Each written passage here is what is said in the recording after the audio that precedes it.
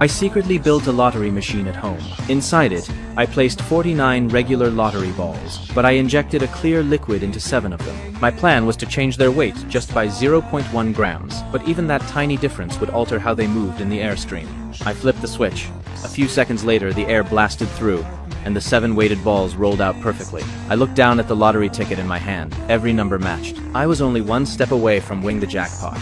The next thing I needed was the key to the lottery ball case, so I went to see Jerry, one of the staff members, and told him the company needed the keys for a promotional event. Jerry looked nervous and told me he couldn't hand over the keys unless the boss or a government inspector was present. He refused. Furious, I went home and smashed the lottery machine. The next day, I went to a magic show. The magician tossed a ping pong ball into the audience. It landed in my hands, marked with the number 11. I looked down again, and the number had somehow turned into 13. That sparked my curiosity. Maybe this was something I could learn from. I waited for the magician outside the theater. I told him I wanted to know the secret, how he switched those balls right under everyone's nose. He told me it took teamwork. When I asked how the team worked, he reminded me we only had a few minutes. I immediately pulled out my wallet and offered to pay for his time. My first piece of advice is that you're too fucking old to start a career as a magician. But, I'll give you a few tips. The first thing you need to know is that in any trick, the function of your team is the same for everyone. Distract the entire audience while you do the trick. Okay, I want to ask you something.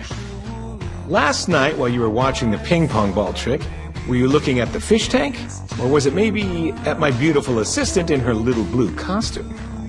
That's where it starts, with a distraction.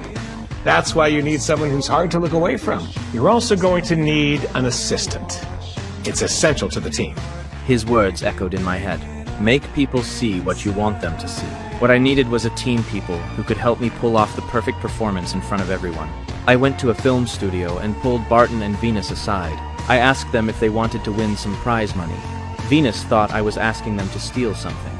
I told them there was no need to steal anything. I had found a way for us to win fair and square. Because we're ordinary people. In 10 years, when you're still creating infomercials to pay for the business you likely still co-own with your brother, you'll ask yourself why you let go the best opportunity of your life. Barton and Venus exchanged a glance and nodded.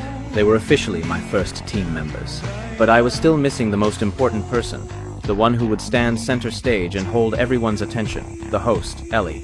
Ellie was a single mom fighting for custody of her son. I found her outside the school. She told me she had to rush to an event, so I offered her a ride home. Once we got there, I finally laid out my plan. Do you want to earn 5 million pesos?